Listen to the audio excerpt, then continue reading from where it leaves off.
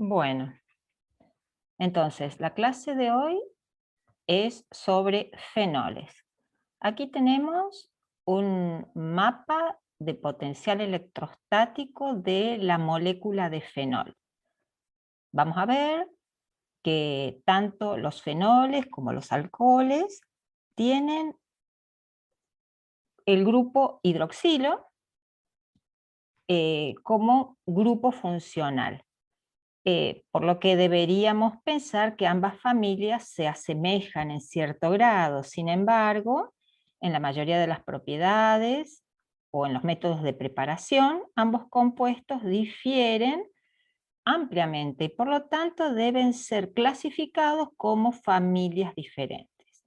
Los fenoles son compuestos de fórmula molecular arilo-hidroxilo, en donde arilo es un fenilo o fenilo sustituido o algún otro grupo arilo. Entonces la diferencia fundamental en la estructura es que en los fenoles el grupo hidroxilo está directamente unido al anillo aromático. Veamos las propiedades físicas. Los fenoles más sencillos son líquidos o sólidos de bajos puntos de fusión. También tienen puntos de ebullición elevados debido a que forman puentes de hidrógeno. En lo que hace a la solubilidad es bastante limitada. De todos los fenoles, el más soluble es el fenol, cuya solubilidad en agua es de 9 gramos de compuesto por cada 100 gramos de agua. Pero la mayoría de los fenoles son insolubles en agua. La explicación de esta baja solubilidad es debido a que pueden formar enlaces puente de hidrógeno con el agua. Pero bueno, como decíamos acá, la mayoría de los otros fenoles son esencialmente insolubles. Son compuestos incoloros, salvo que presenten en la molécula algún grupo que pueda impartirles o darles coloración. Se oxidan con facilidad, por lo que a menudo se presentan coloreados por la presencia de esos productos de oxidación. Vemos acá que hacemos una mención especial a los nitrofenoles. El isómero ortonitrofenol, tiene puntos de ebullición más bajo y solubilidad en agua menor que sus isómeros meta y para. Y ahí vemos entonces las propiedades de los nitrofenoles. Si nosotros comparamos las propiedades de los nitrofenoles, miren, aquí tenemos fenoles con su punto de fusión, punto de ebullición y solubilidad. Tenemos los cresoles, que son los metilfenoles, de propiedades similares, pero vamos a centrar nuestra atención en los nitrofenoles. Si todo anda bien, a la vuelta de las vacaciones vamos a hacer un práctico de laboratorio donde vamos a separar isómeros, vamos a sintetizar nitrofenol y vamos a separar los isómeros, que serían, o sea, los vamos a sintetizar a partir de fenol, vamos a nitrar el fenol y vamos a obtener la mezcla de orto y paranitrofenol, y los vamos a separar por lo que se llama destilación por arrastre de vapor, que tiene su fundamento en estas propiedades, principalmente puntos de ebullición y solubilidad del isómero orto, diferente respecto de los isómeros meta y para. Observamos entonces que el ortonitrofenol tiene un punto de ebullición mucho más bajo y una solubilidad en agua mucho menor que sus isómeros.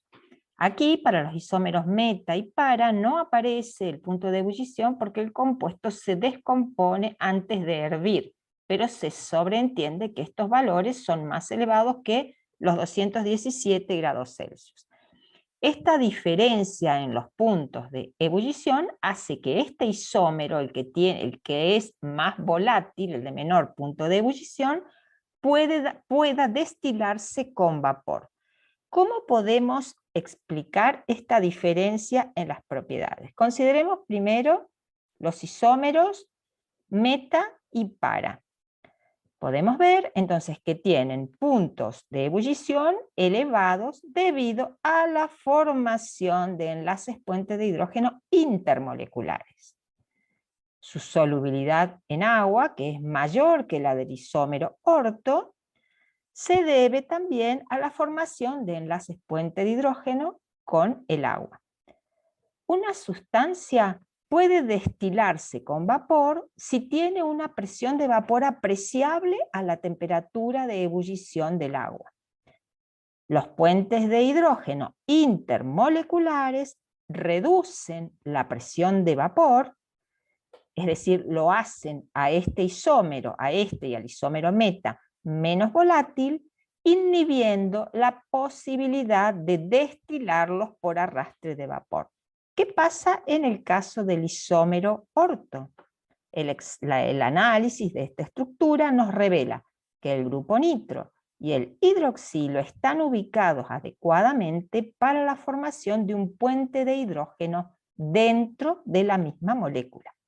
Este puente intramolecular impide la formación de enlaces puente de hidrógeno intermoleculares con otras moléculas y también con moléculas de agua, de modo que el ortonitrofenol no tiene la baja volatilidad de un líquido asociado, ni tampoco la solubilidad característica de un compuesto que forma puentes de hidrógeno con agua. En esta estructura de formación de puentes de hidrógeno intramoleculares, tenemos un ejemplo de quelación. No sé si recuerdan, de química inorgánica, este prefijo quela quiere decir garra. Nosotros los habíamos visto en el caso de los compuestos de coordinación de complejos quelatos. No sé si se acuerdan. Bueno, por otro lado, vamos con la nomenclatura. Por lo general, los fenoles sustituidos se nombran como derivados del más sencillo de los compuestos, que es de la familia, que es el fenol. Entonces, por ejemplo, 3-clorofenol. Los metilfenoles, como este de acá, reciben el nombre especial de cresoles. Entonces, sería 4-metilfenol o paracresol. Podemos ver otros ejemplos. Estos difenoles o fenoles dihidroxilados reciben nombres especiales.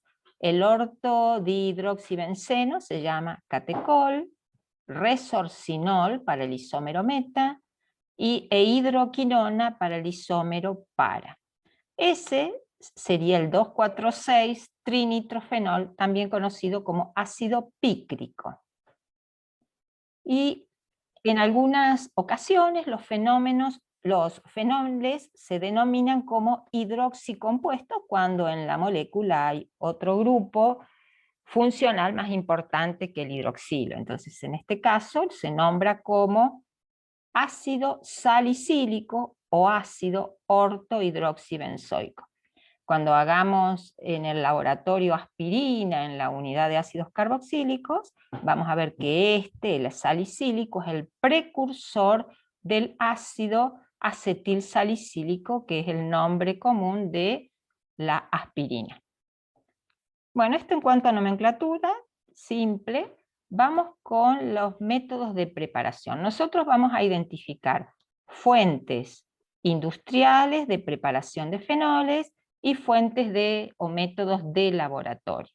En general podemos decir que los fenoles se preparan industrialmente por los mismos métodos que se emplean en el laboratorio. Sin embargo, hay algunos procesos especiales para obtener algunos de estos compuestos a escala comercial. El fenol ocupa uno de los lugares más altos en la lista de compuestos aromáticos sintéticos.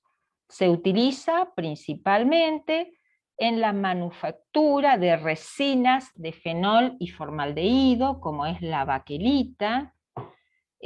También se usa en la manufactura de nylon y otras fibras sintéticas. Se usa en la industria química, farmacéutica, como un potente fungicida, bactericida, antiséptico, desinfectante. También sirve para producir agroquímicos.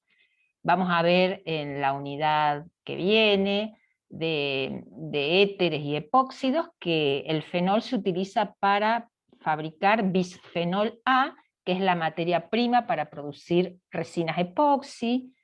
Como mencionamos recién, se utiliza en el proceso de fabricación de ácido acetilsalicílico, que es la aspirina, y también en la preparación de enjuagues bucales, pastillas para el dolor de garganta.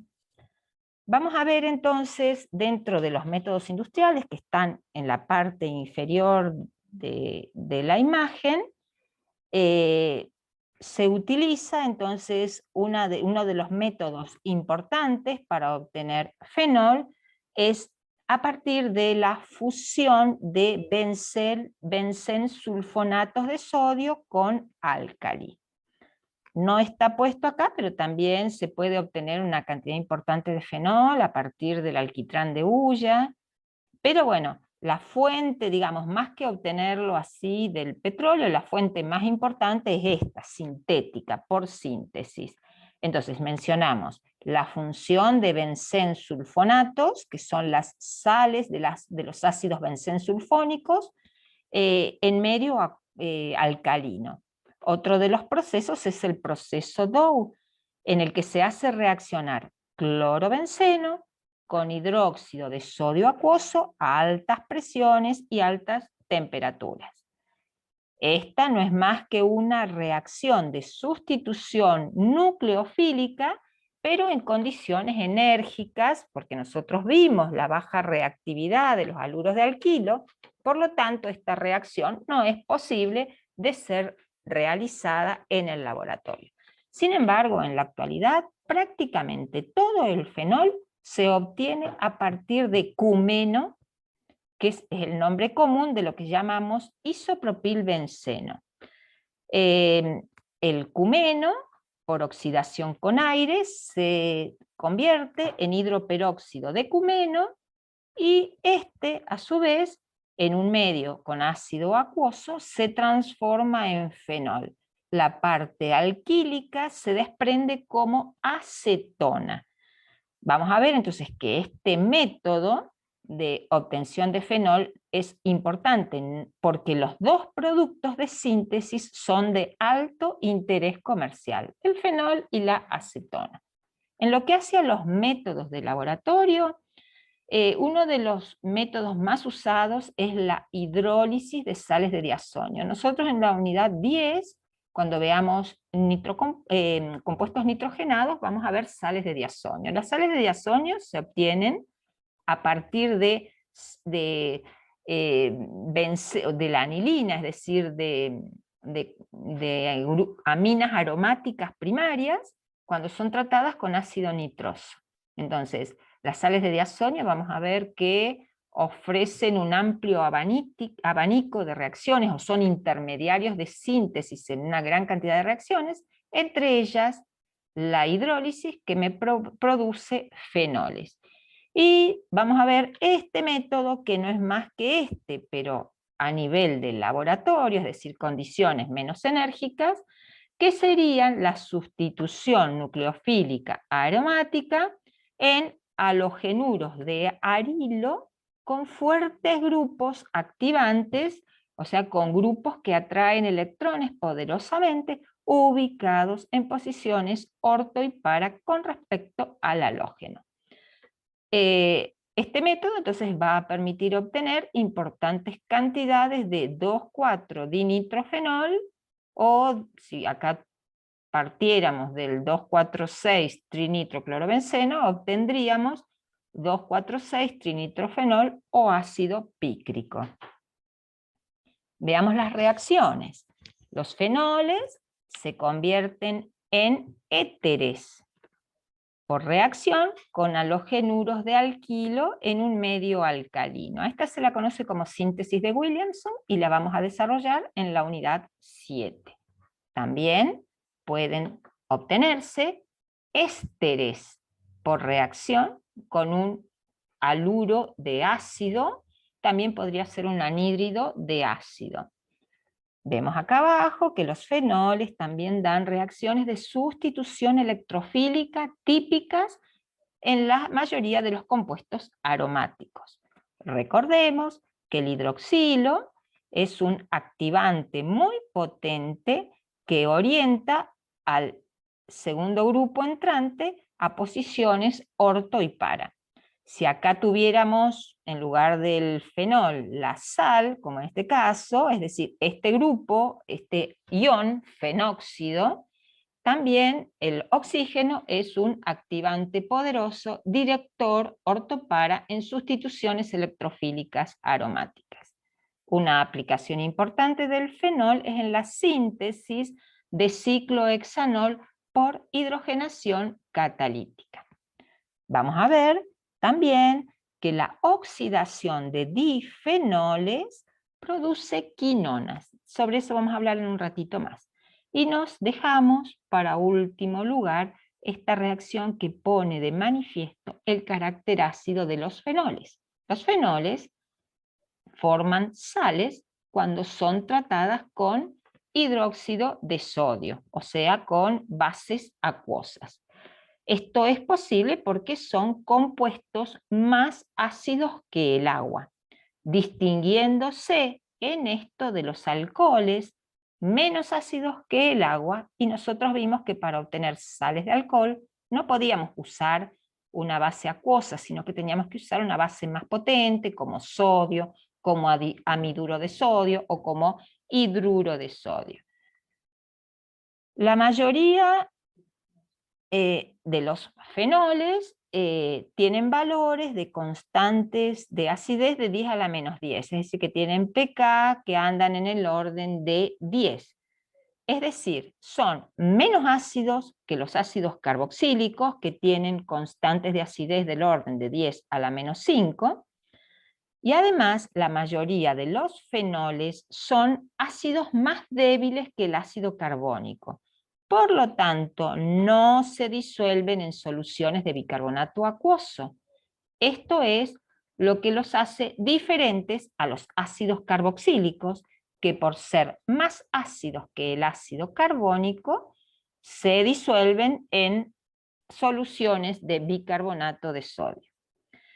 Esta característica de los fenoles, que tiene que ver con la fuerza ácida y además el hecho de que, fíjense aquí, cuando dan sales, ¿sí? Ahora lo vemos en la anterior.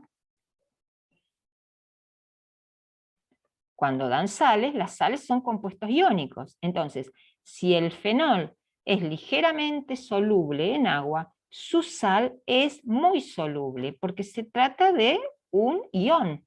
Entonces, acuérdense que los compuestos iónicos son muy solubles en agua. Entonces, esta diferencia en cuanto al carácter ácido y la solubilidad de las sales en agua son útiles en el análisis de compuestos y en las separaciones.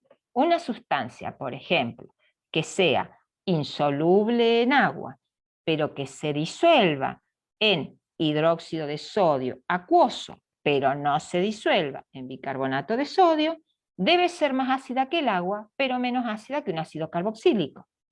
La mayoría de los compuestos comprendidos en este margen de acidez corresponde a los fenoles. Entonces, los fenoles se convierten en sus sales con hidróxidos acuosos, pero no por bicarbonatos. A su vez, es posible convertir nuevamente a las sales en fenoles. Fíjense, aquí hay una reacción reversible, tratando a las sales con un ácido, que puede ser un ácido mineral como el clorhídrico, puede ser un ácido carboxílico o puede ser el ácido carbónico.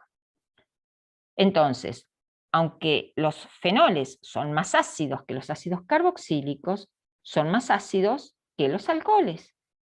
Los alcoholes, acuérdense, tienen valores de K sub A que están entre 10 a la menos 10 a 10 a la menos 18. Entonces la pregunta es, ¿cómo puede ser que un hidroxilo unido a un anillo aromático le confiera a la molécula propiedades más ácidas que cuando el hidroxilo está unido a un grupo alquilo?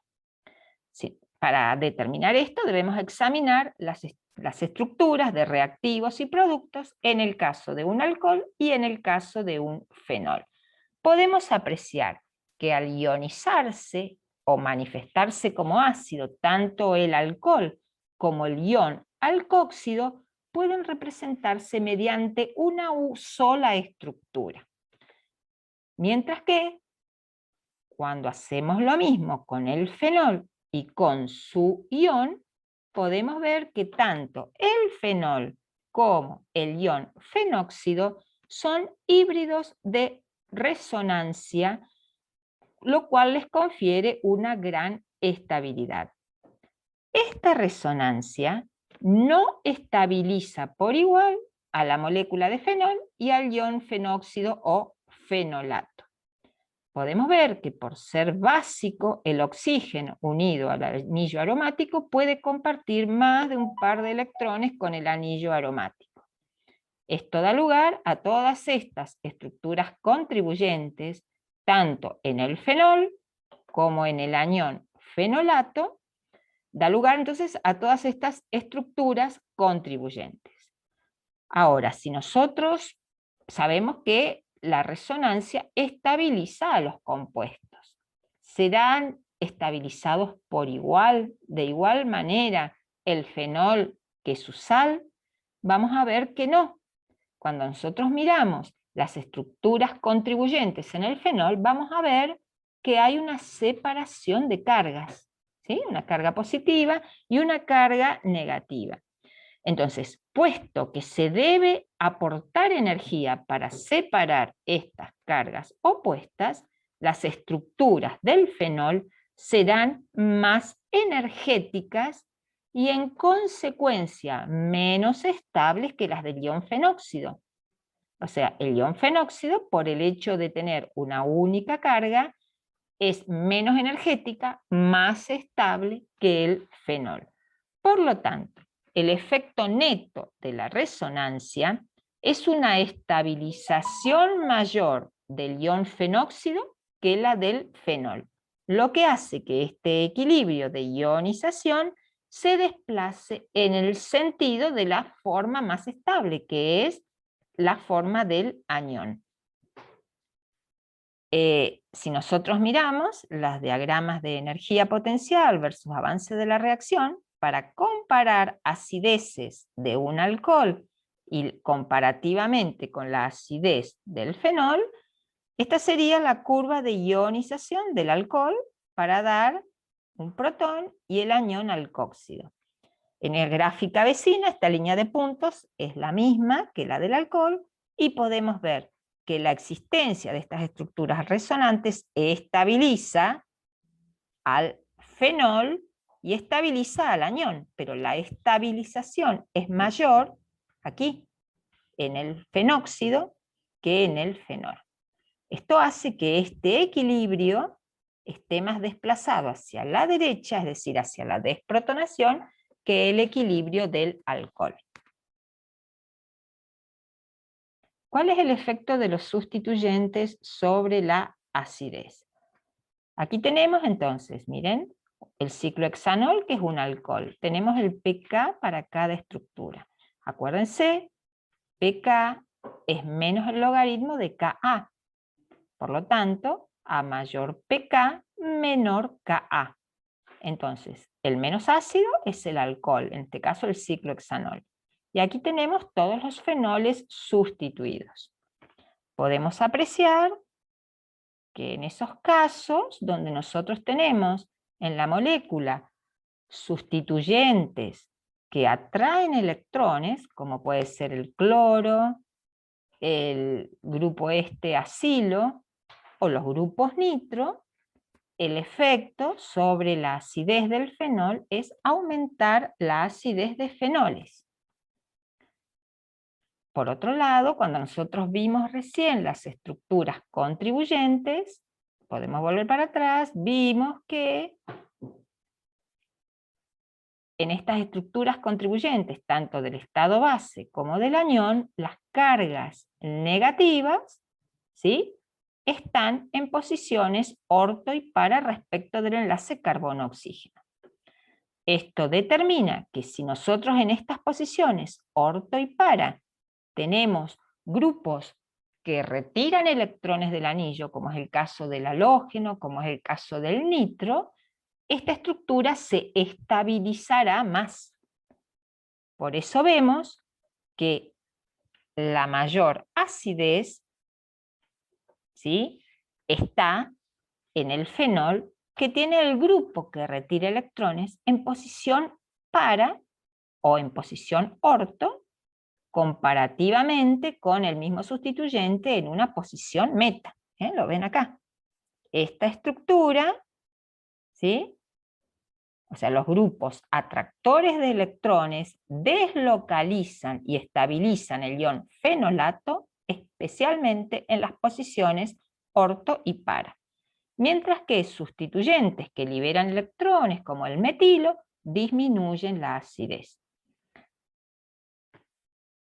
Fíjense ahí comparativamente, el paranitrofenol es unas 550 veces más ácido que el fenol, mientras que el metanitrofenol es tan solo unas 40 veces más ácido que el fenol. Entonces, estamos viendo que el efecto de los sustituyentes de aumentar o de disminuir la acidez se potencia en esas posiciones orto y para, debido a las estructuras resonantes que vimos recién.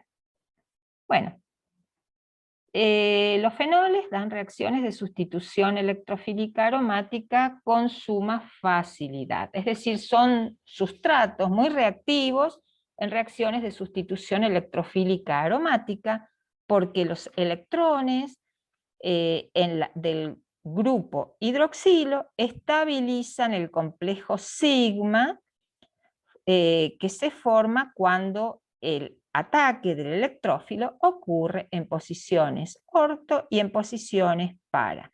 Recordemos que el grupo hidroxilo es un activante fuerte orientador orto-para. Entonces, los fenoles son sustratos excelentes para llevar a cabo reacciones de halogenación, de nitración, de sulfonación, reacciones de Friedrich-Crafts como alquilaciones, acilaciones. Pero como son muy reactivos, los fenoles se alquilan o se acilan,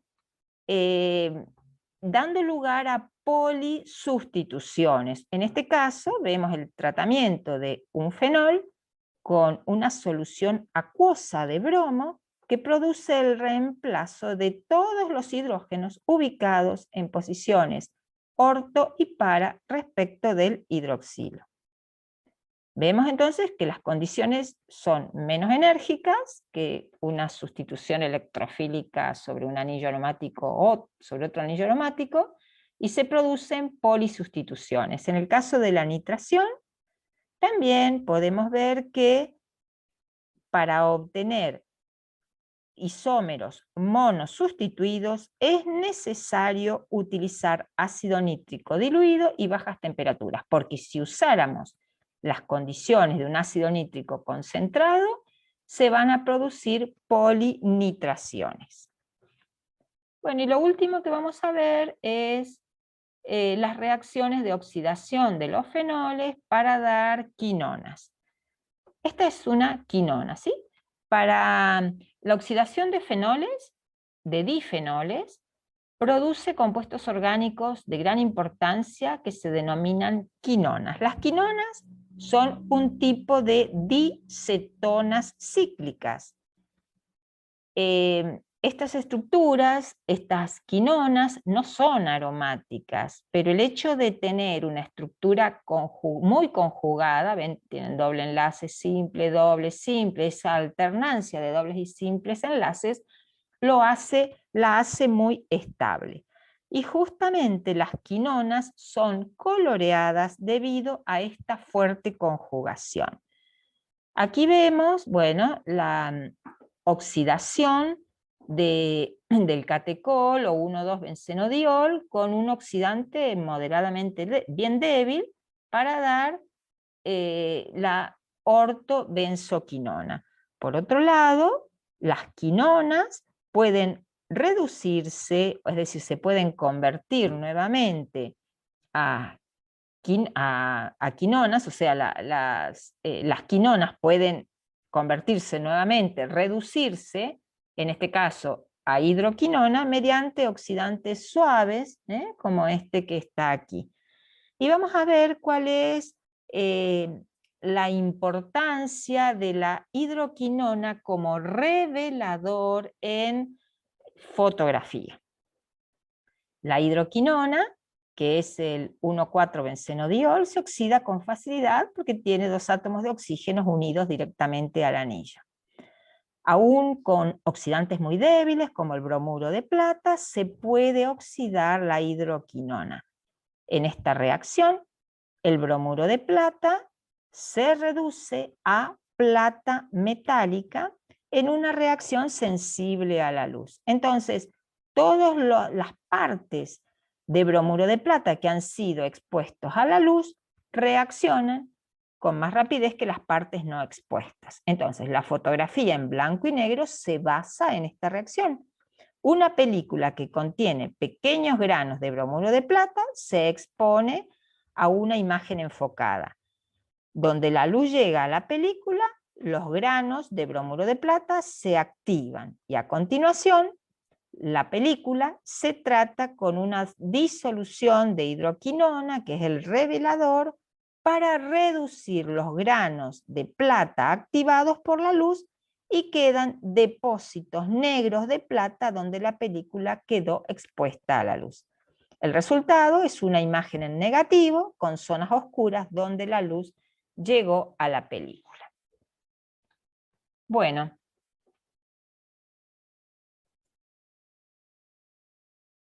De fenoles, dice.